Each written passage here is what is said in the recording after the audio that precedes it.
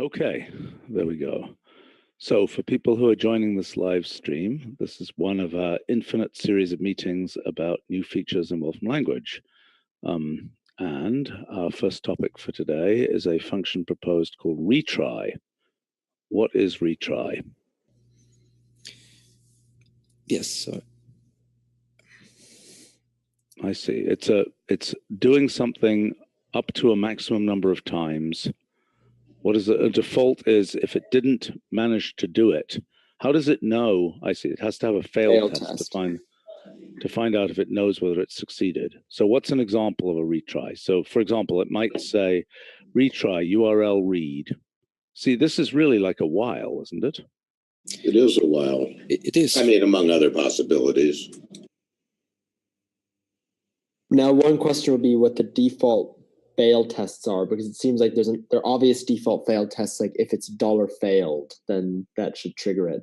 But what about missing, or what about null or something like that? Or well, it should be an option, not an option, but an argument. The condition, the failure condition should be explicit in the. Yeah, right. But by the time you're specifying the failure condition, why aren't you just saying, well, we don't have an until.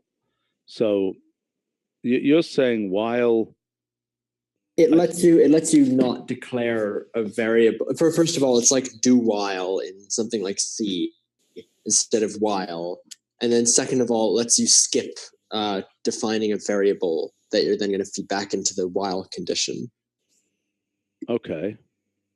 Because it's giving you the return value. Okay, so let's look at what this would be. So we say retry. What will be a typical action? Something like URL read. Yeah, I think so. And okay, fine. So what would be? Let's do something specific. Let's do is there something where it might not succeed at first? What would be the minimal example here? I think it's hard to make a test. Do you want like an actual testable example, or yeah, I want a testable example. I mean, like now is greater than some time, but that's again not really going to work. Yeah, what is a testable example? I mean, of course, this is fundamentally about trying unreliable things. So. Yeah, right. But I mean, can't we simulate something unreliable with a dynamic or something? I mean, we could. Yeah, just have a function. Just have a function. Call it f, and f colon equals random choice of $failed or 2. I have a question about this. Is it distinctly different from nest while, with the first argument being identity?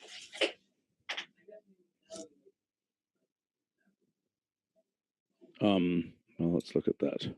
Well, no, because nest while won't reevaluate the expression, will it? Yes, that's right. No, it won't. It'll evaluate it at the very beginning.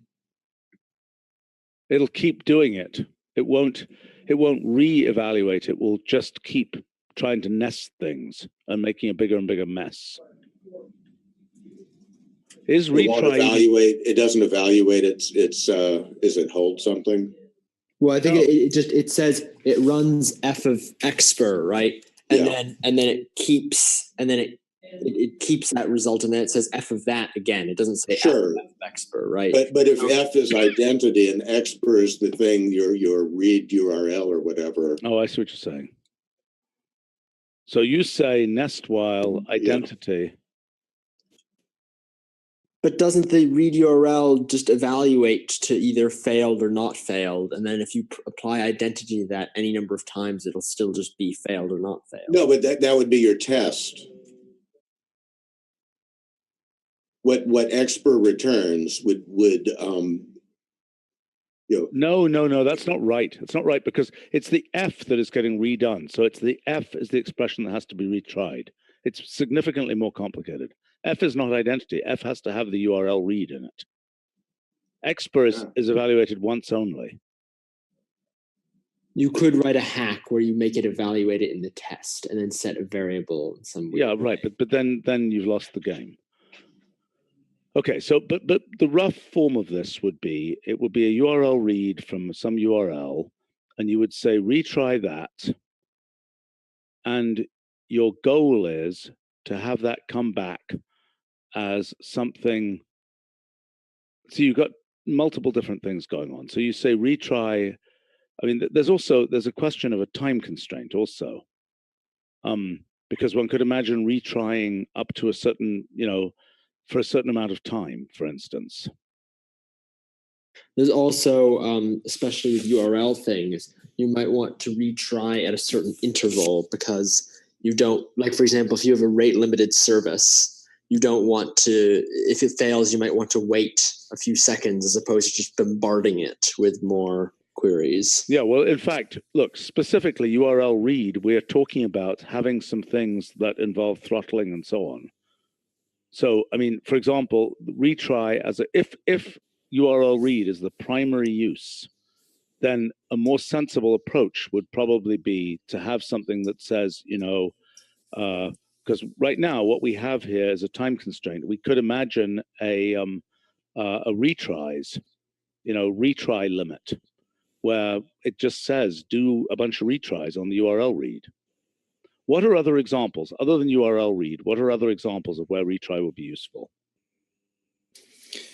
In geographics, there is a retry implemented internally for those cases in which we detect that a tile failed. So we should retry again. But it's also basically a URL read. Exactly. I mean, internally, it's a URL read. Right.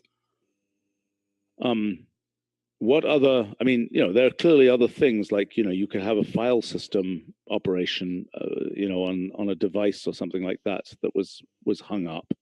But I think that's going to be, I have to say, I think the real thing here would be to put a retry option into URL read, which makes a lot more sense to me. Yes, because the other cases can be simulated with while having a counter of tries and yeah, but also it's not even, we haven't surfaced a single other case, realistically. Name another case. Mm-hmm.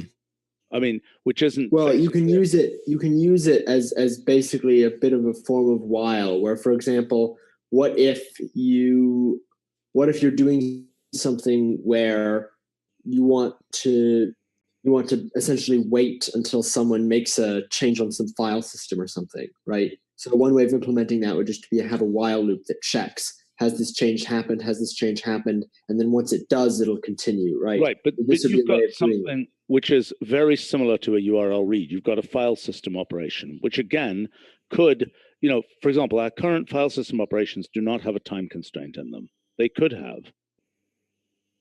They could even have a retry in them.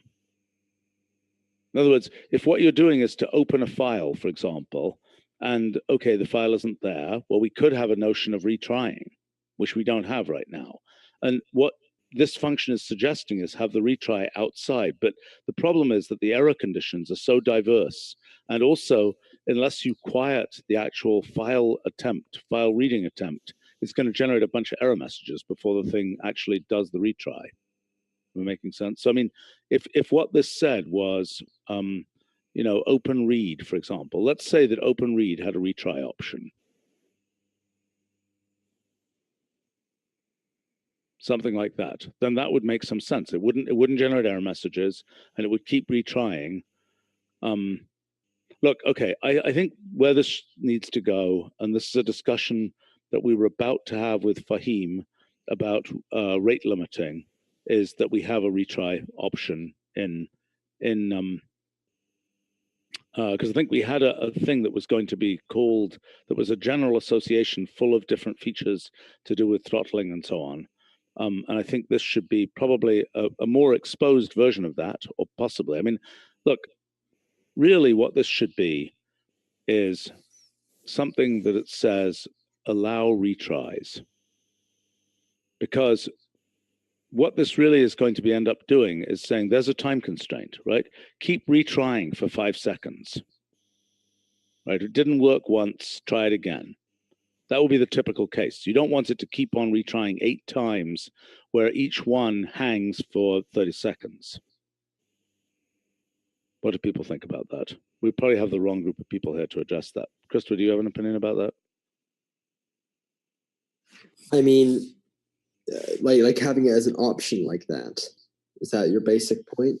Yeah, but I mean, also, what is the actual option? It's not a count of the number of retries. That's not the interesting Right. option to have in URL read. Well, the thing is, there are also so many different failure conditions, even for single functions, right?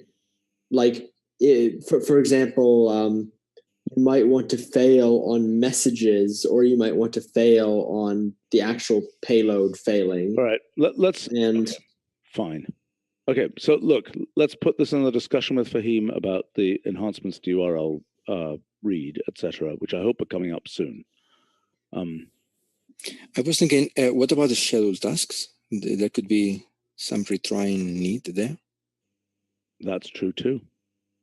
Yeah, I can't think of any good examples, but I know there are some paradigms for like a generate and test algorithms. The only one I can think of is like BOGO sort, which is obviously not something we really care about. But I know there's some simulations that involve basically create a random circumstance, try something. If it doesn't work, try again. Yes, that's true. But I'm assuming there's some sort of like some similar system for things like System Modeler, et cetera, that use the sort of test generation sets. Okay, I think we're reaching here. I think the real thing is URLs, which we all know we care about, and you know, let's address that in that context. All right, let's move on to the main thing if we can, which is array contraction. Yes, so this is a topic that we have discussed other times in ILD. And so this is a notebook that enumerates the things we have. There are a couple of internal functions which implement some extensions. And so I just wanted to give you an idea of, the general case of contraction. Okay, so what is an array? I mean, what we've discussed for an array contraction is you are bringing together some set of elements in the array and performing an operation on them. And the set of elements that you bring together might be binary, you know, pairs of elements, or there might be an array, collections of elements. Is that right? Correct, yes. And this operation that we perform on the arrays is going to be called G. So, yes, so okay, I suggest that we if you can evaluate these example arrays, which has an array of depth 2, another of depth 4, another of depth 6, and we will use them for examples. Okay, all right, fine. Okay, and so this trace is the basic operation. That takes, so let's look at A2. Exactly. Is a 3x3 matrix, and that is the leading diagonal of the 3x3 matrix. Exactly. And then we can generalize it to have the G operation, which instead of using plus, we'll use G. So in many of our functions, we always use G to represent something that by default is plus, but could be anything else. Yes. Right. So the general notion of contraction is you take some class of indices, you take essentially a set of indices, and you're reducing, you're extracting that set of indices, you're extracting that subpart of the tensor with that collection of indices, and then you're performing an operation on those things. Right. I would say there is an example further down, but it's basically constructing the table of all the components and repeating indices. So the key thing is repeating indices in a table. Okay, I don't completely understand that. So you have it a bit further down when it says general concept of contraction. Now we contract the first 2 levels of A4. Exactly. Now what the heck is this doing? Okay, so wait a minute. Let's look at this one first. Okay, so A4 has dimensions 3, 3, 2, 3. Okay, right. So the trace of that is drilling all the way down. Exactly. And something curious trace does is that it takes the minimum of dimensions. So the dimensions do not even have to agree. In many of other functions, we do require consistency of dimensions. But okay, so wait a minute. A4 is this. Okay, right. So the trace of A4 is what? It's the element of the main diagonal in 4 dimensions. And why doesn't this has a 3 there? Why is that? It's just the example I constructed. If it was 3, 3, 3, 3, it would be a G of 3 elements. But because there is a 2, rather than complaining, it will go and take the minimum. So in principle, if there was a 3 there, there would be, it's what it is looking at is the components I, so to speak. Exactly. And that's a repeated index. The definition of trace is that it's always the I component. Exactly. Okay. But by default. What's this? Yeah. Now it's saying contract only 2 elements, 2 levels, sorry. So in other words, it's taking the I elements, right, and then everything else is it's considering the subarrays, the subtensors underneath I. Exactly. Okay. And now the thing here I want to point out, which will be important in what follows, is that the other levels that were not traced, we have a possibility of whether to put G deeper in those 2 levels or we put it outside. So you see the levels that were not contracted have been left inside G. Yes, I understand. So in some other functions, we will see that the levels are left outside G, and then G will be wrapping directly the A's. Right. So in other words, that G, burrows down in those cases, whereas here it's just being applied to the complete subtensors. Exactly. And depending on which function we look at, it will do something or the other. All right. General concept of contraction. Okay. Everybody needs to pay attention here because otherwise we're lost. So okay. This is what we were discussing before. So we have an array of, in this case, 6 indices, just to be quite general. And what we are going to do is to repeat 3 of the indices, the P index repeated there. Wait a minute. What is this? Are you talking about this one or are you talking about this? No, the previous one. Here. Yes, that one.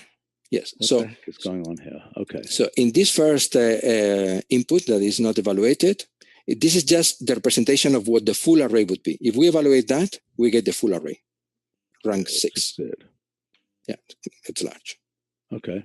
Right. But we don't need it. So now the point, if we want to contract levels 2, 4, and 5 of that array, what we simply do is that we go and repeat the indices. You see the P's there? These are the index 2, 4, and 5. 4 and 5, exactly. And then the other ones are left. The I, J, and K are left. But you see... Right, and we have to have them in the correct order here. We have to have them tabled, so to speak, in the correct order. But P can be placed in any position. And that's the key question. Where do we put P? Okay, so hold on a second. If I put P in a different place here... Right. It's before J, for example. Well, let's put it at the end. Yeah, exactly. What difference does that make? Oh, yes. You have to change the differences. No. The apply, you have to change it because the apply, you see, it has to go with the position of P. Change the 2 to a 3. Right. Okay. So now you see all levels are left outside. So the question here is whether we are working with a matrix of elements or a list of lists, and therefore we will only thread through the first level of the list. So the question here is when we work with an array, we can treat some levels as array levels and the other levels as not array levels. And sometimes this is what you want. Sometimes you want contraction. So sometimes you want it to be considered as a kind of an atomic thing, but it's still a list. Exactly. Even though it's a list, it's treated as atomic. Exactly. Okay, but I think that's a different issue from the issue of, I mean, this definition of tensor contraction here, where what you're effectively saying, so the uncontracted tensor, it sounds like the examined life or something. The uncontracted tensor is just basically a table of the tensor, comma, every single one of its indices, right, across all of its dimensions. So the identity operation on a tensor would be something like table of, well, I don't know, there's no particularly easy way to write, I guess we can do it with array, actually. We could the identity operation is array of the tensor sub hash hash ampersand dimensions of t. Is that correct?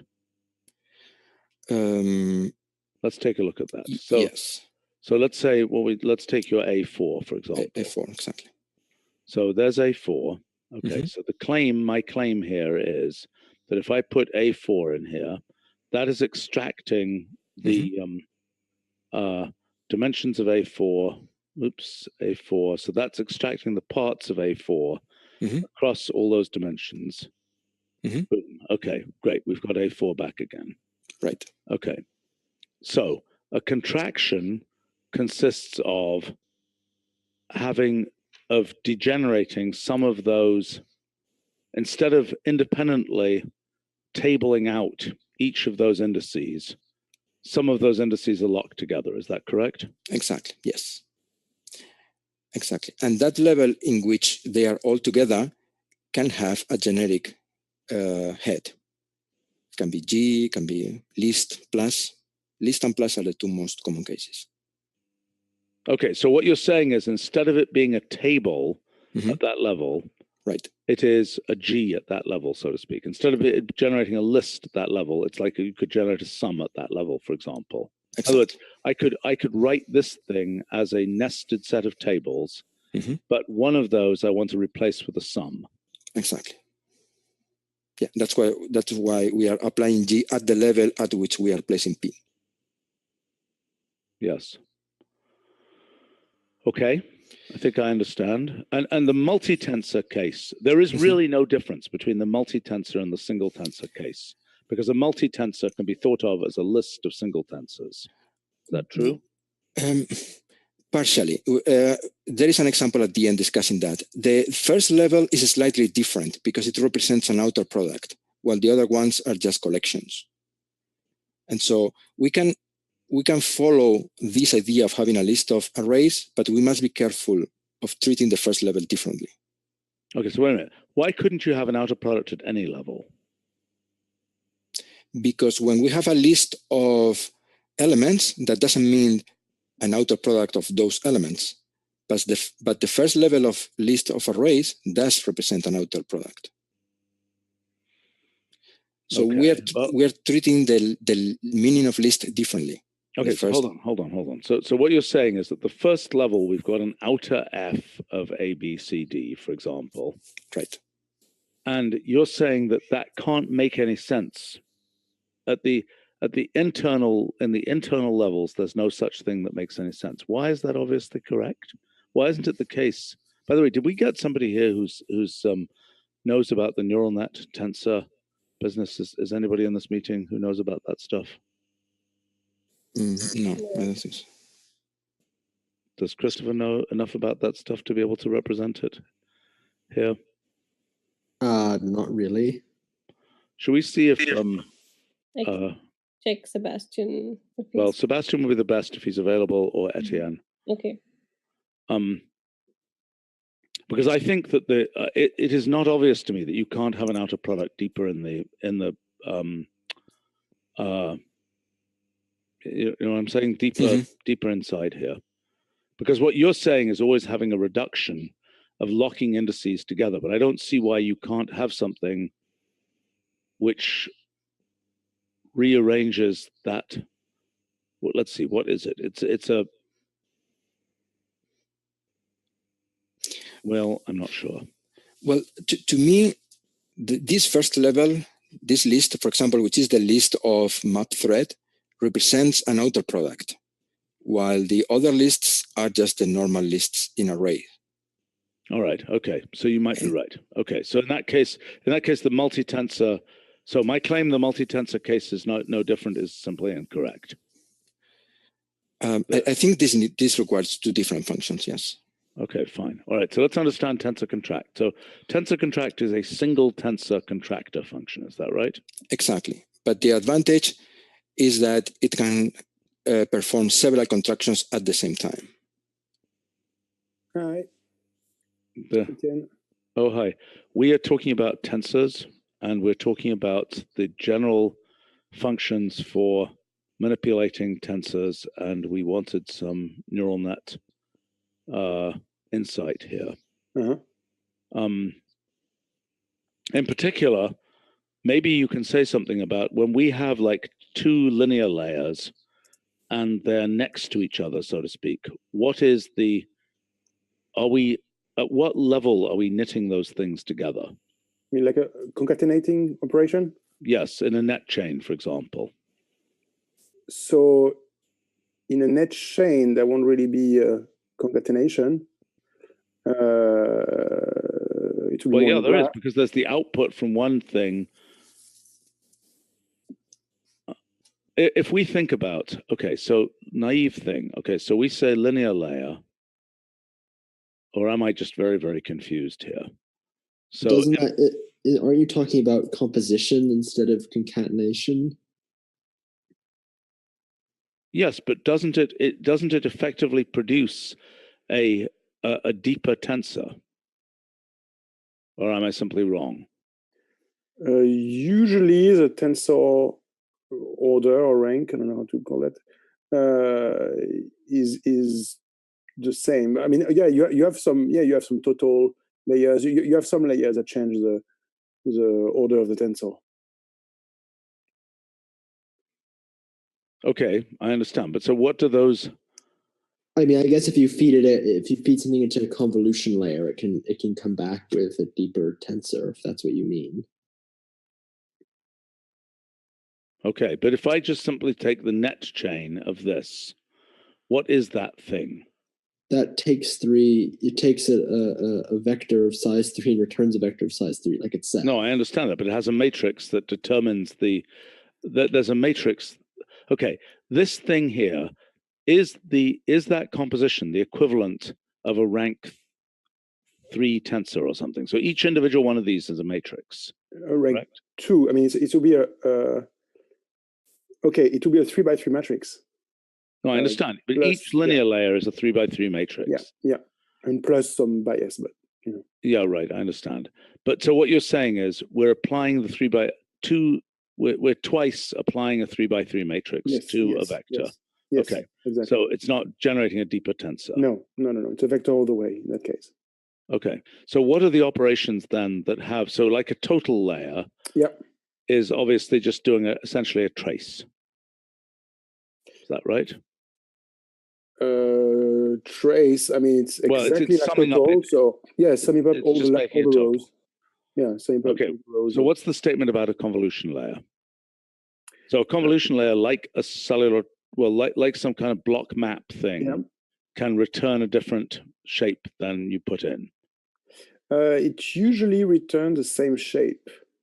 But these things are all dot products, is that correct? I mean, the way that they're acting on vectors is always a dot product. Yes, most of the time, yes. And a convolution in a way is a dot product as well. It's like a big sparse array that has a lot of redundancy as well, right? Because the same operation. And but you have many convolution kernel. So let's say you have an image. So image is a tensor of rank 3, right? Because you have like RGB, let's say. Then the first convolution kernel will create one matrix, but the second one will create another matrix. So then you end up with a tensor of the same rank as the input, which is like rank 3. I mean order 3. Sorry, confusing rank and order. Okay, all right. So maybe that's not relevant. Okay, so let's keep going here. Etienne, stick around for a minute. Maybe it will turn out it's just not relevant. But okay, so this is tensor contraction, which is saying level 1 contracts with level 5, level 2 contracts with level 4. Exactly, and this function does require consistency of dimensions. So that's why I wrote the dimensions of H6. Consistency that dimensions 1 and 5 should be consistent. Exactly. They are both 3, and for 2 and 4, they are both 2, sorry. And what would happen if I repeated one of the indices here? If I said 1, 5, and then I said, let's imagine that I made something which had more agreeing dimensions, and I repeated one of the indices. Would that still work, or does that not work? No, that's forbidden in linear algebra. So these. But who's saying linear algebra? I mean, linear algebra would assume that they're pluses and things. Yes, and this function actually, because it's designed towards linear algebra, it always assumes that G is plus. The only thing that this generalizes, which is the example further down, is that it accepts contracting more than 2 indices, but the indices cannot be repeated. And when you say contracting more than 2 indices, that means? Yes, it's like the example we were seeing before with the P index. So we can put P in multiple places. So we reduce 3 levels into 1 at the same time. But in the case of a inner product, right, we have 2 operations. We have a plus and a times. Right. And in general here, is there not plus being applied in 2 different ways, or is it really only in one way? It's one way in the sense that both of those contractions are both applying plus. No, I understand that, but I'm asking within each contraction, it's saying line up levels 1 and 5. Yeah. So you could perform this sequentially. So you have first the contraction of 1 and 5, and then the result, which will be rank 4. Right. Now I can do another contraction, but it will no longer be 2, 4. It'll be, exactly. It'll be 2, well, actually, 2 and 3, I guess. Why? Because the 1 disappeared, so it's subtracting. Wait a minute. Why did it disappear? Did both 1 and 5 disappear in this thing? Yes. So now we have something of rank 4. The result has rank 4 because both disappeared. So the dimension. Did they both disappear, or they both turned into into a single rank? They both turn into a single rank, which is now applied plus. And the application let me be very naive here. Let me just see what tensor contract of ABCD, comma, I don't know whether I need all those brackets, but let me do both. 1, 2. That's going to turn into a number. Okay, hold on. What number is that going to turn into? Let me just see if I understand this. No, I'm completely confused. Is that going to be? Oh, I'm about to find out. That's the trace. Exactly. That's exactly like trace of ABCD. So this is requiring that the 1 index and the 5 index be equal. Otherwise, it's throwing that element out. So it's doing 2 things. It's throwing out all elements where 1 and 5 aren't the same.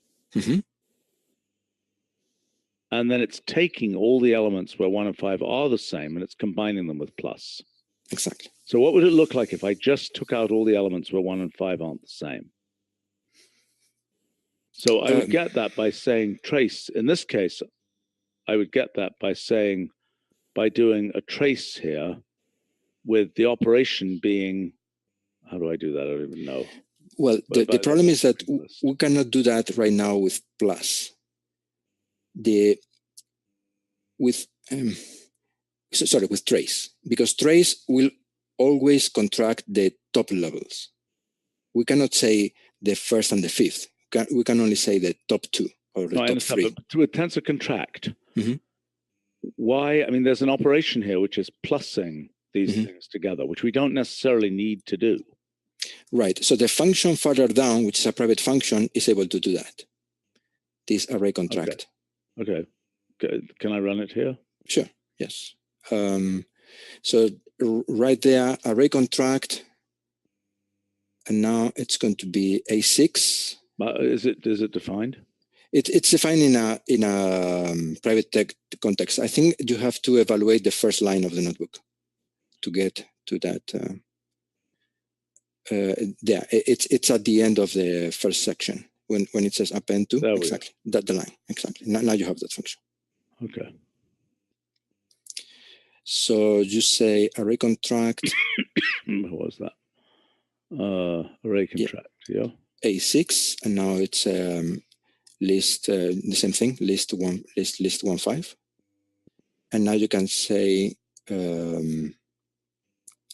G. Yeah. So that's using G instead of plus. Okay.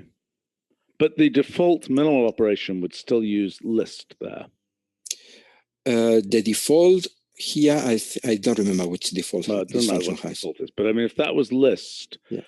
then the dimensions of that thing are, okay, 3, 3, 2, 2.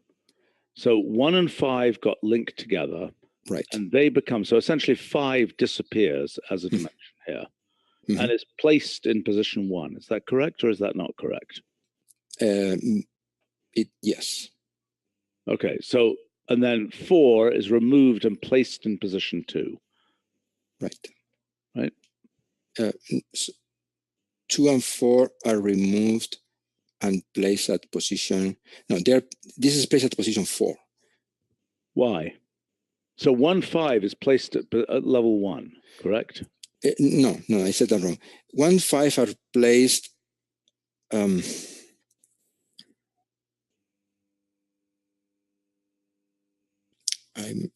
doubting now.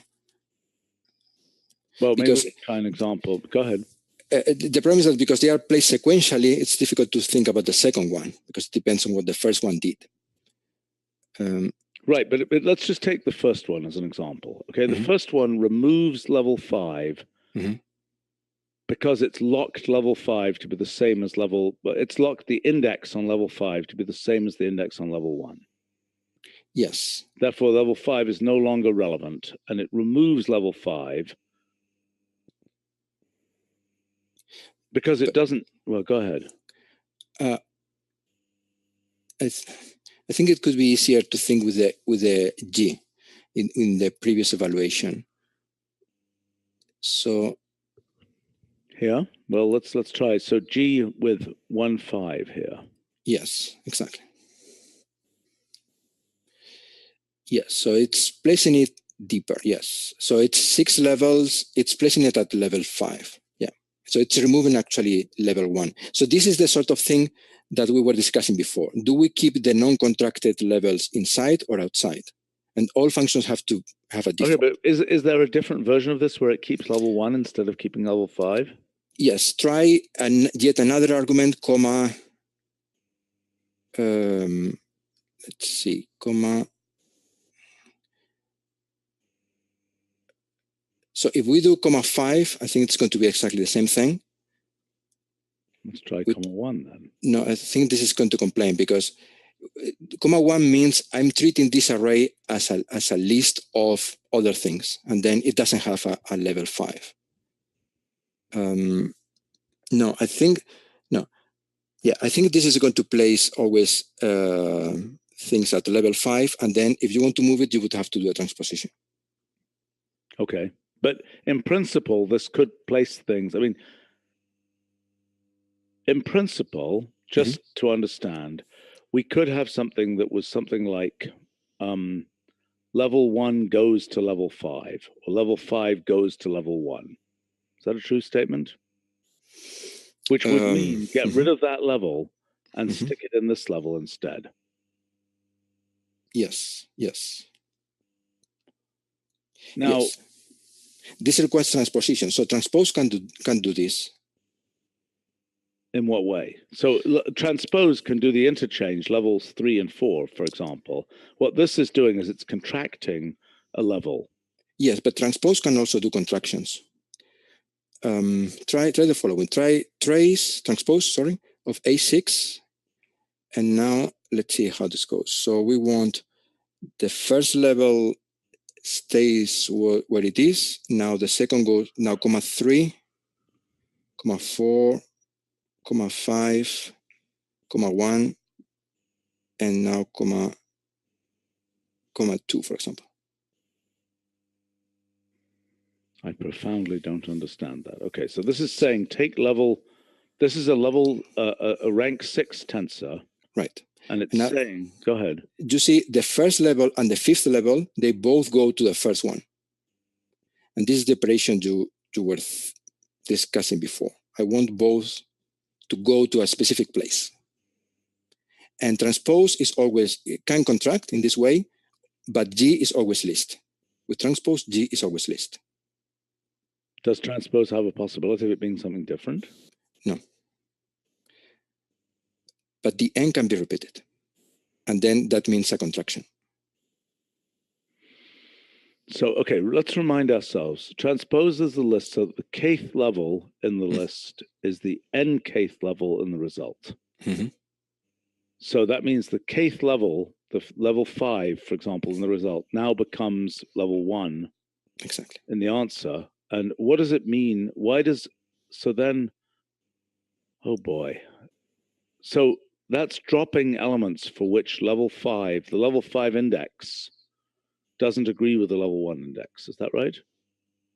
Yes, exactly. Okay. But so in principle here, every one of those contractions could be, instead of getting, I mean, every level here, in fact, could have, in principle, an operation done at it. So in some weird sense, we could have, I'm not suggesting the syntax particularly, 1 arrow G, 3 arrow F, 4 arrow H, and that would replace those lists by those operations. A posteriori. Yes. Yes. So for example, the second one needs to agree with the first one. It has to say 1 goes to G as well. Why does the second one have to agree? Because this will be applied after the first and the fifth level went to the first level. So what? Wait a minute. This 3F just means that the kth level. So that means that the second level went to the third, and Yes. then at the third level we applied F. Okay. So what's wrong with that? Well, what I'm saying is that because we have 1 twice, and we are saying what we are going to apply at level 1 at the end, they have to agree. Which So have to agree? The second one, when you have 2 ones in that list, right? Yes. Oh, you mean the 1 has to agree here? Exactly. Yeah, So yeah. That has to say it's going to G. Exactly. Yeah, no, I understand that. But the 3 doesn't have to agree, right? Exactly. Yeah. Okay, fine. Mm-hmm. Right. So every level, there's what level do you wind up on? Mm-hmm. And what is the combiner operation on that level? Right. Okay. Mm-hmm. Okay. But transpose is the general function for this. Is that true? I mean, because I could perfectly well have 3, in that transpose there, if I wanted to, I could have, I could with wild abandon, I could add another 1 here, right? Yeah. Oh, except that it's not the right number of dimensions. Yeah. Yeah. Where would be another place I could add a 1? So I don't remember what dimensions of A6 is. Yeah. So we were the third. 3, 2, 3. Yes, the third thing could be a 1. So where was it? So instead of that 4, I could have a 1 there. Yes, but now the problem is that we are not filling all the output. So you need to change the 5 to a 4 because we need to have consistent result. Wait a minute. What is that saying? Yes. So before we had a 5 there, so we were not filling the 4th level. So it was an inconsistent array. So we need to fill all the output levels, which are the 1, 2, 3, and 4. We cannot jump from 3 to 5. Let me read again what the description is. The things in that list, the kth level becomes the n-kth level of the. I see what you're saying. Yeah. So those numbers have to form. You can't have a gap in those numbers. I wonder whether we say that in the possible issues or properties and relations here. I think perhaps in the details. Okay.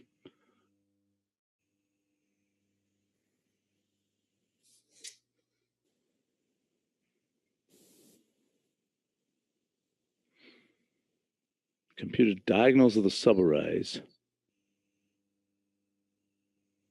I don't think we're saying this. Okay, separate topic. That should be added. But okay, but let's keep going here. Okay, so this is one way around.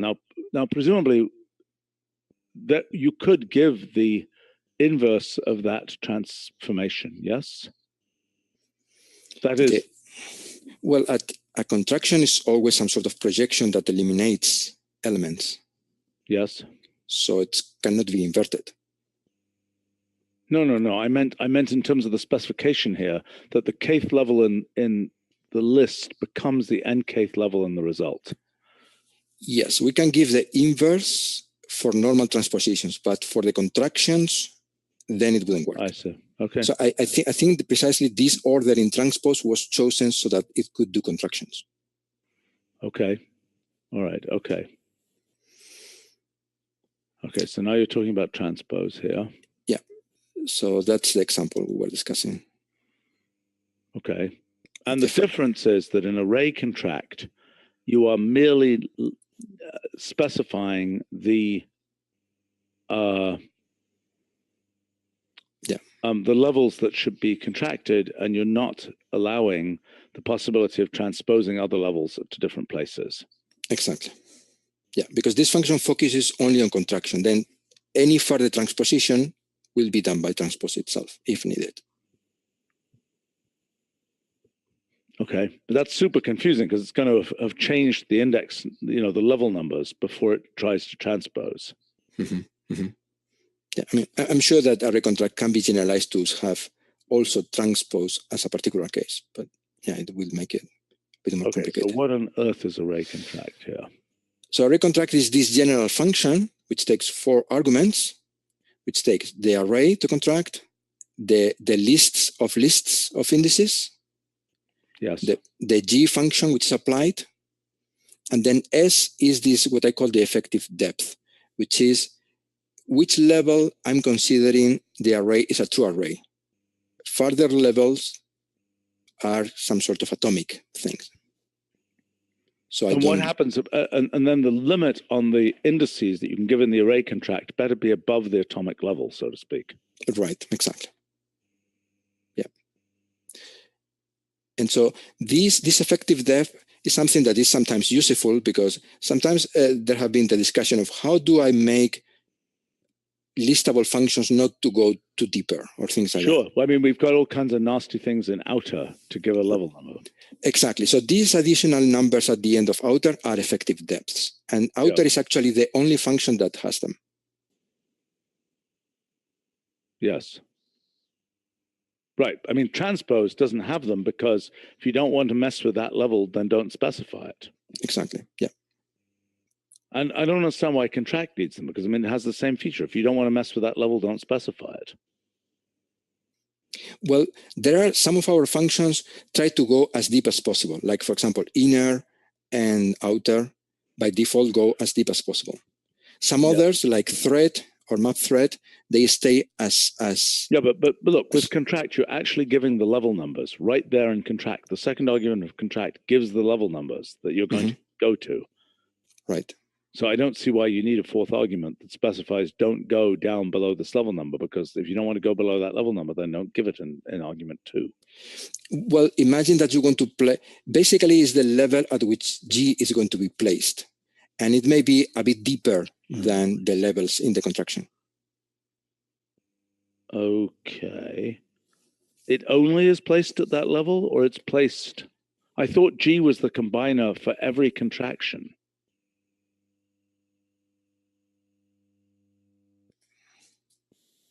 Every one of those contractions will make a level, like 3-5, will contract, will remove level 5 and put that on level 3.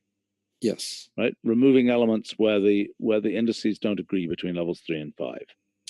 Yes. Okay. Now, on level 3, do we end up with a list on level 3 or do we end up with a G on level 3? I think you have to specify that. That's independent of whether at the deepest level you put in a G or you put in a list, which I think is a different operation. But let's keep going to what you're. I'm pretty sure I'm right about that. Let's take a look at this here. Okay, so you're saying levels 1 and 2 we put a G, Mhm. So that's forcing levels 1 and 2 to agree. So it's always 1, 1, or 2, 2, or 3, 3. Right. Oh boy, what does flatten do now? Yes. Array So, flatten does something yet. so I'm just comparing the notations. And I'm saying that these notations basically mean they perform different things, but they follow the same notation. Yes. And yeah, and then there, yes. So with several arrays, there are multiple. We have several functions to do various things. And again, there is this array contract thread that generalizes all of them. So let's have a look at this tensor contract with multiple arrays. This is the idea you were discussing before. Mhm. So imagine that we have this tensor product of A4, A2, A4.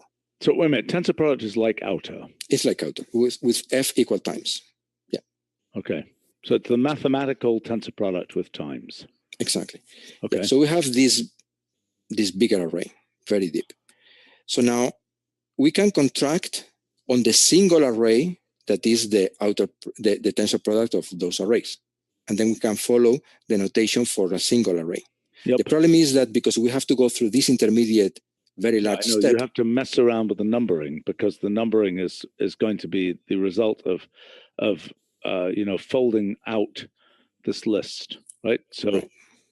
what Yeah. was the fourth index of A4 now suddenly becomes 11 or something in the combined tensor. Yeah, but the main problem is that we have to perform this tensor product. So this tensor product is a very, very large array. Oh, I see. And then just to contract it again to something small. So we go through some intermediate, very large step. So it takes more than a second. Okay, I understand. So the trick, which is basically what you were saying of having a list of arrays, is having this inactive of tensor product. That doesn't perform the tensor product, but tensor contract still knows what it means. How?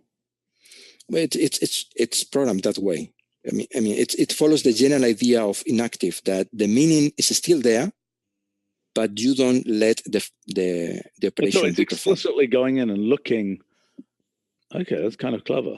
Okay, so it's looking at A4 and so on, and seeing how big they are. Exactly. And it's doing the index, the addition to find out the 10 of that really corresponds to level such and such of A4. Okay, Exactly. I get it. Yeah. So in this way, we can perform very complicated contractions and quite fast. And this is still rather slow because it's all symbolic. It's all the A subscript objects. But with numbers, this is quite fast for very deep arrays. Okay, all right. So array contract thread, is this the main event here? Exactly. So this is the general case. So let's look at the beginning where we have the 5 arguments. And any function with 5 arguments is in fairly deep doo-doo. I mean, anyway, okay, let's look at this thing. Okay. So 4 of them are basically the 4 of inner, etc. So we have the F and G functions, and F is placed first like inner, outer, and map thread. Yep. Then the list of arrays we are contracting, the specification of the contractions, can be many. And then at the end, we have these effective depths like outer dash. Okay, where's an example of this? These look like they're different argument orders. No, you have to evaluate A and B, which is, I guess, at the beginning of this section of multiple contraction.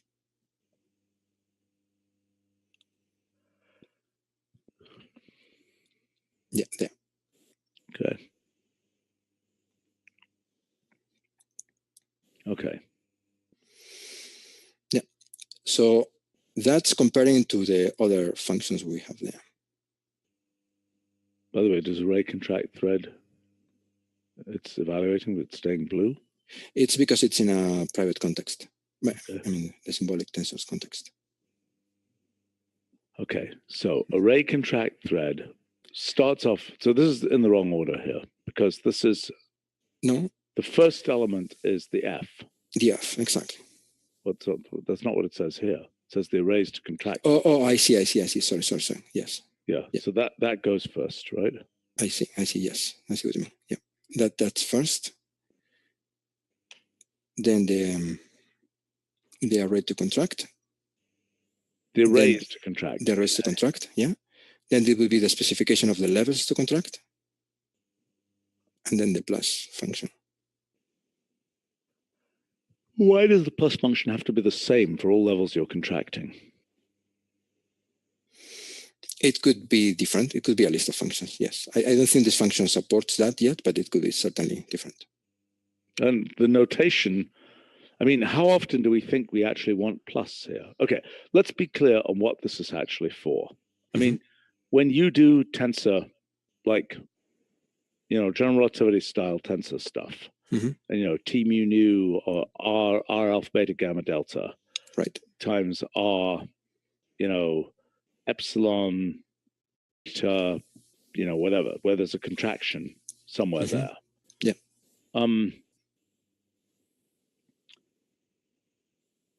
That can be done using that inactive trick with tensor contract, but this is a better way to do it. Is that what you're saying? I'm saying that can be done with tensor contract because that's the linear algebra case with plus and times, but tensor contract cannot handle general F and G. Right, but you're also saying there's an efficiency issue potentially unless you mess around with an active and so on. Yes, right. Well, that could probably handle in different ways. Yes, I mean, it's also the case that this function, array contract thread, is kind of not oriented towards symbolics, while tensor contract can handle symbolics. Fair enough. I mean, the A representing or R representing a full tensor. Yes. Okay. What the heck is the 0 there? This means we are not contracting the third array. So that means the second level of the first A2, the first level of the second A2, no index of the third A2. Why does 0 mean no index? Well, surely that should be none instead. Could be. It's just that these things are handled via packed arrays of integers. So I guess that's why I chose 0. But does it mean anything there? No, it's interpreted as no index. I think it should be none. And by the way, by the time this thing here needs to be packed, you're in deep whatever. It doesn't need to. Yeah, that particular piece doesn't need to be packed. No, it doesn't need to. No. Okay. So, but would you even, I see, because you're using this thing here by essentially positional notation to indicate which array you're referring to for that index. Yeah. Yeah, this is different from what we said before. Taking a leaf out of the general relativity world, right? What we would do there is it would be some tensor sub alpha beta gamma delta. I mean, it's bothering me somewhat that we have to make this, that there's this sort of non-modular connection between the list of tensors here and the fact that every list of contraction information has to be essentially a shadow of the list of tensors. Right? Yes. The alternative is to add, and as we were doing before. So we count sequentially all slots from the beginning. No, it's even more grotesque, I think. I mean, I'm kind of wondering whether we can combine these somehow. In the case of tensor contract with a single tensor, okay, so your main point is, in this case, the top level listing of these things really represents an outer product. In other words, you are effectively concatenating the index lists for the successive tensors. Right. As opposed to, in the case of just a plain list there, where you would be introducing a single index to represent the position in that list. Exactly.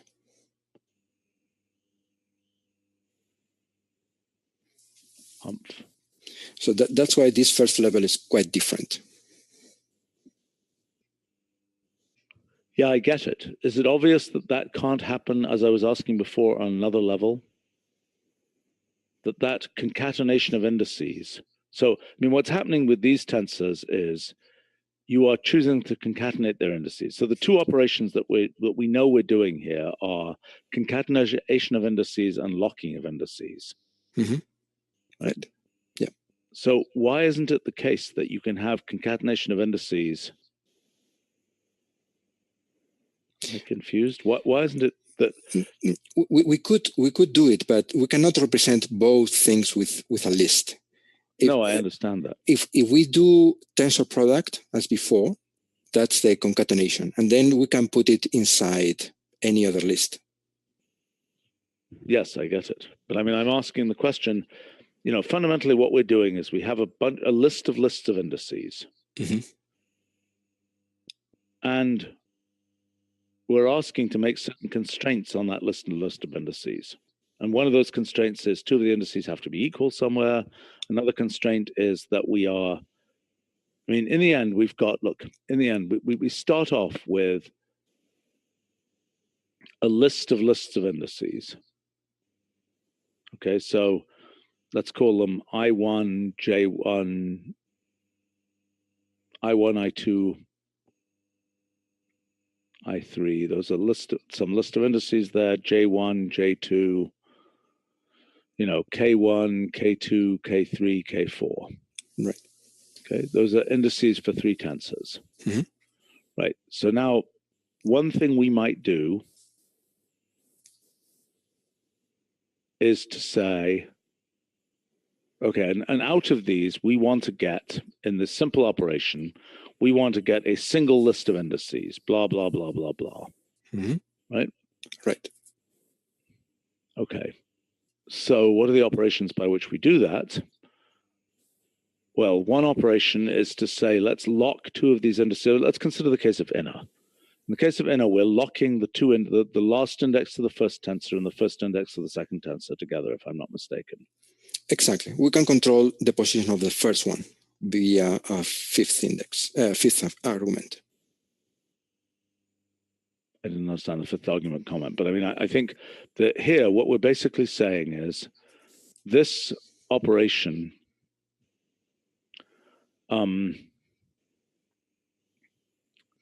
let's see, we're locking together two of these indices. That's one operation that we could be doing.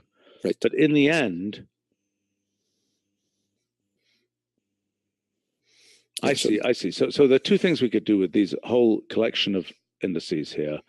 The case of the outer product case is we concatenate the list of indices. The other case is where these have to agree, where we're basically adding I1, I2, J1, J2.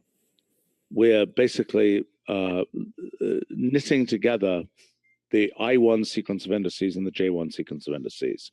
So I1 goes 1, 2, 3, 4, and then it takes over. It's now a J1. That's the case. So dot, for example, would join together, or would lock together I3 with J1 and J2 with K1. Sure. Do we have the multi? Yeah, we do have the multi-argument dot. Right. Right, but that's okay. That's the specific case of dot, or in general inner. Yes. So inner, for example, would allow you to specify the F and G, but dot is always going to be plus and times. I understand, but one feature of dot is that it, or inner for that matter, is that it is, in the end, you're trying to get a single list here. And its way of concatenating involves, ultimately, you're concatenating these index lists, but its way of doing that concatenation involves tying together these pairs of indices here. Right. And the alternative is, let's say, I mean, so that's sort of a natural thing to do, looked at in this way. The alternative is put all the indices together in one big long list of indices, and now go into that list and start tying together pairs or triples or whatever of indices in that, in that list. Right, exactly. That's what Tensor Contract does. Having already got a single list of indices. Exactly. Okay. So the new function that you're proposing here is this array contract thread. Well, I'm not really proposing it. This is mostly an experiment to analyze what's the most general case and compare what we have to that most general case. Because I think it's good to compare the different functions. I'm not sure whether it's too complicated or whether we learn what's the... Sorry, in the case of a, let me consider what I might call a ternary trace. Mm-hmm. So an ordinary trace just says, take these two indices and lock them together and add everything up. Right. In what one could call a ternary trace, I see, it's still a single combiner function. It's just that three indices were locked together. Mm-hmm. Right. So our current trace can do that if the three levels are the topmost three levels.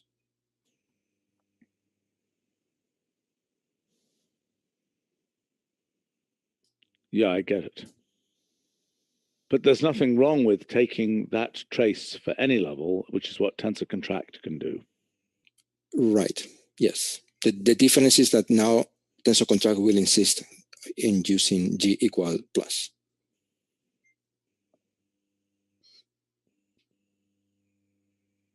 All right, so there are two generalizations in array contract thread. One is that it auto outer products the list of initial tensors, mm-hmm. which, by the way, syntactically, we could never distinguish a list of those tensors from a single tensor. So we'd have to decide what to do there. Yes, that's why there is array contract and array contract thread in which there is always a list of tensors. Even if it is one, it has to be a list of that tensor. Why is it called thread? Because it imitates map thread. Map thread is like map, but before threading, which is the outer operation. That's how I see it. Map.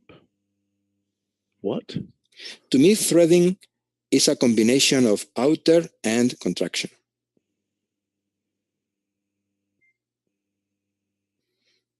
Because... So you need to have several arrays, and then you contract through them. In the case of map thread, is at a given level.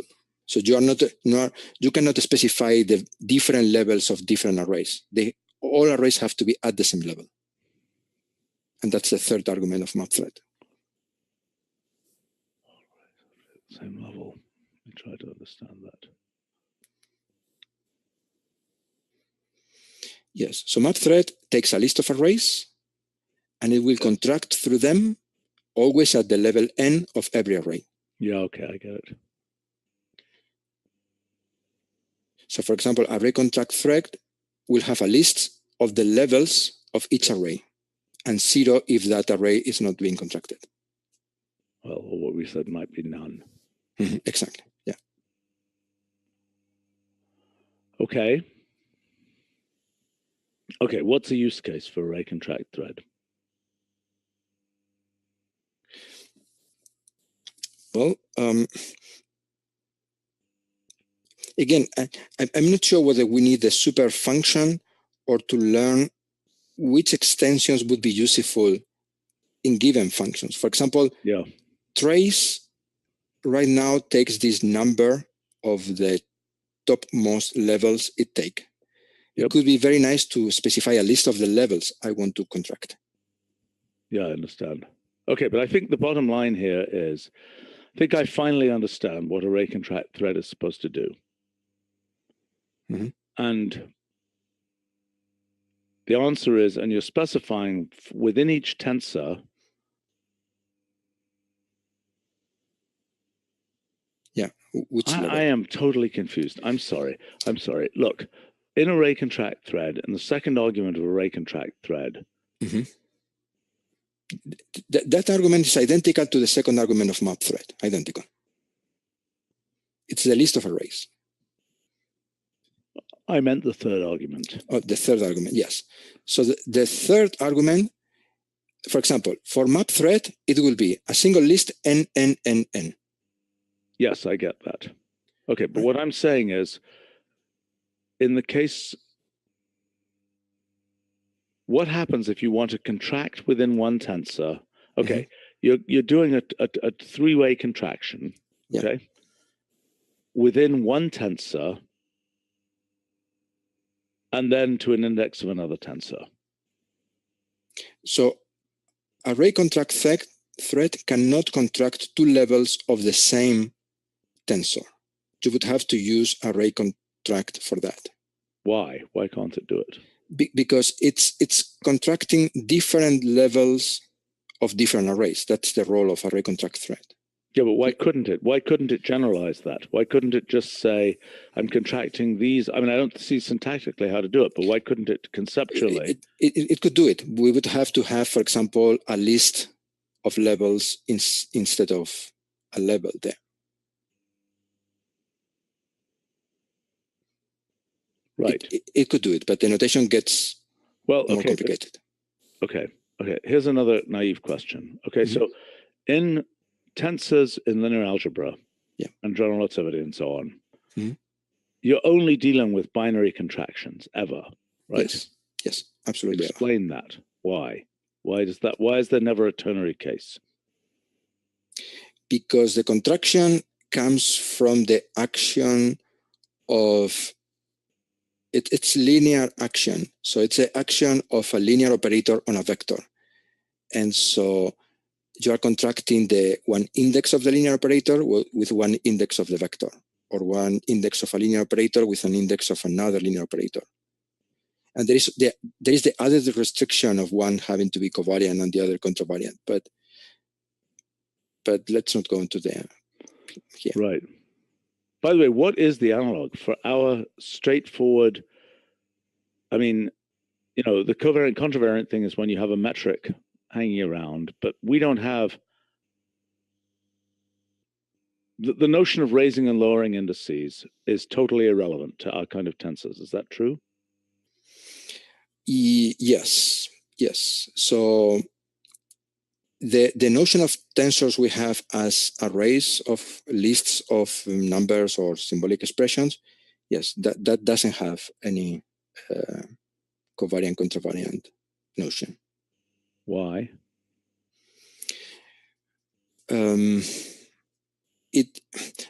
Starting from list of objects, we would have to add that from outside. So covariant and contravariant is something that you use for more fundamental linear operations when you have to distinguish vectors from covectors. Yeah, and but the multiplication, we don't have. Okay, in the case of inner, we have multiplication here, right? In the case of inner, we are combining, we're knitting together the last, level of one tensor with the first level of the next tensor, and those elements are being combined by multiplication. By default, yes. In inner, we could have F and G general. But in our usual contraction, why does inner have two operations, but our usual contraction thing has only one operation? Because with a contraction of one array, there is always one operation, which is G. But when there is an outer product, we also need the F. And inner is combining both things. It has the outer product of the two arrays and then the contraction of a pair of levels. Okay, so you're saying when we knit together the things from different tensors, there is potentially, so for example, in the ternary case, if we're knitting together things from three tensors, right, then our quotes times operation becomes a ternary operation of those three, of an element picked from first tensor, second tensor, third tensor. Exactly. That's what map thread does, and that's why map thread has an F. Okay. But there's no notion within a single tensor of doing a times-like operation. Is that true? No, we could generalize it to a map. We could start by mapping something on every element, but we typically don't do that. Yeah. Oh boy. But for example, map thread, again, it doesn't have a G. And because it's a contraction, sometimes you really want that G in map thread. What? Yes, map thread is an operation. Map thread of all of our functions currently in system is the one which is closest to the general case. But it doesn't have a G. It could have a G. You're saying we could put a G as a fourth argument of map thread. Right. Exactly. Which would be the analog of the, except it's the other way round, right? Is it the analog of the fourth argument of inner or not? Yes, it is. Which is also the multiplication operation? It's the plus operation. G is always plus. F is the one which is closer to times. I see. But here, that operation would be list by default. Yes, exactly. List by default in this case. Exactly.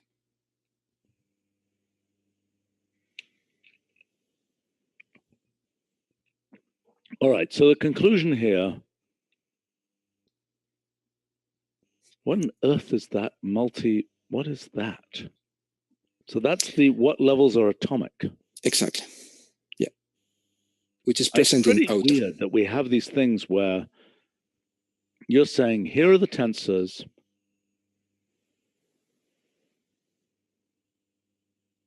Again, it's very confusing to me that there's no way of specifying, you could do it with sublists here.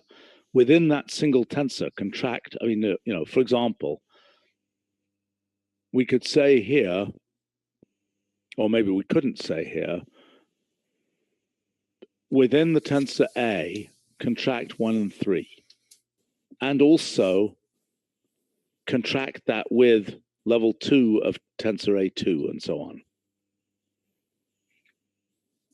Yes, it can be generalized. But you see, it gets even more complicated. So right, but this is then a generalization which combines array contract with array contract thread. Right. Yeah. Okay, but this is then the general case. Is that correct? Yes, that's even more general. Mm-hmm. The question is it the general case, right? And it's. You suggested also before having a list of Gs, which this doesn't support. Right. And wait a minute. The list of Gs are for each successive. In that first list here, the list of Gs, each one of those contractions would get its own G. Is that correct? Exactly. Which we could also indicate maybe by some kind of rule for that contraction, which brings it closer to the actual contraction specification, rather than yet another kind of, all these different arguments have to correspond, so to speak. Yes. As I said, this follows inner, having F and G separate. Yeah, I understand. Okay, so I think that is the fairly general case. All right, we ran out of all time here. Is anybody who's been did everybody else fall asleep here because we've been talking about these ridiculously complicated tensor operations? Anybody else have comments here? Was Itai here? No, he's not. No. Okay, because he would surely have comments about tensors. This seems like it's correct. It seems like we're getting, we've got the general case here.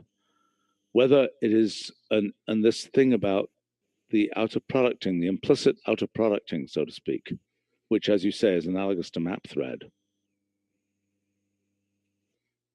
seems relevant. I don't know. The question is, could we document this general case and have everybody understand what the heck is going on?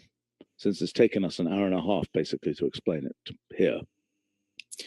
Right. So as I said, perhaps it's more useful to learn which small extensions of other functions we could implement that would make those functions more Yeah, but we might as well, this function is not difficult. This array contract thread, we might as well have it if we're going to.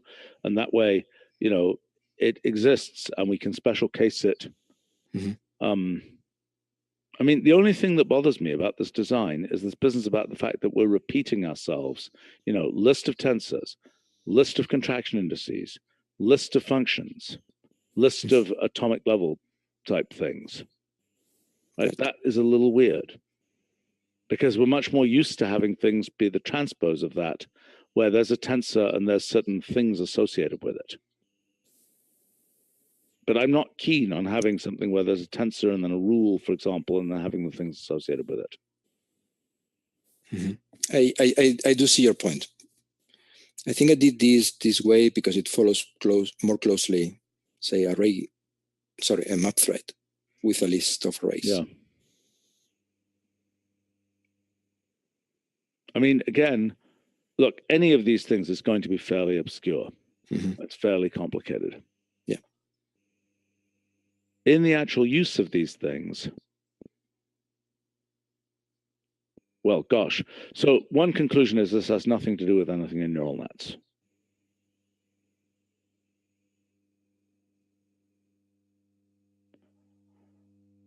And yeah. Well, okay. Could we, before we forget how this all works, could you see if you can draft a documentation page for array contract thread? I'm not totally convinced about the name, but while we're at it, let's try and draft the page. And you might as well include this case of the sublisting thing here to do contractions within a tensor. Okay. And then in terms of adding those additional arguments to tensor contract and so on, those seem like kind of no-brainer things to do. Was it tensor or was it trace? Which one? We had some additional arguments to put G-like functions in there. Exactly. So in map thread, it would be nice to have a G, and in trace, it would be nice to have a list of the levels I'm contracting. Yes, I understand. Rather than the topmost, always. Fair enough. Seems sensible to me. I mean, then the single number represents essentially a range up to those levels. Yes, range. Exactly. Yeah. Okay. Okay. All right. Well, sounds good. Well, okay. This became a bit more ornate than I had expected here. All right. We should wrap it up. Thanks, everybody. Thanks to people on the live stream. If we didn't have such a talkative crowd today. Maybe that's because we dove too deep into this what can we call it? The tangle of indices. Patch. The what? Weed patch. Yeah, that's a possibility. There's got to be a name. What do you call that in giant tensor operations in general relativity? What are those usually called? It's a is the kind of I mean, these giant index chasing adventures. I don't know. People refer to index gymnastics sometimes. Yes, right. But that's because you're jumping from one. Yeah, and we of course don't have these issues here because those are mostly a lot of those gymnastics have to do with symmetries of tensors and things, which is a whole different issue here, which we would get if we had structured arrays here, but we're not talking about that right now. All right, okay. Why don't you try and capture our understanding before you forget it as well, and just write up a candidate docs page for this. And very worst case, we could put this function into the function repository if we don't think it's quite understood enough for the main system. Okay. All right. Very good. Thanks, everybody. See you later. Bye. Bye. Bye-bye.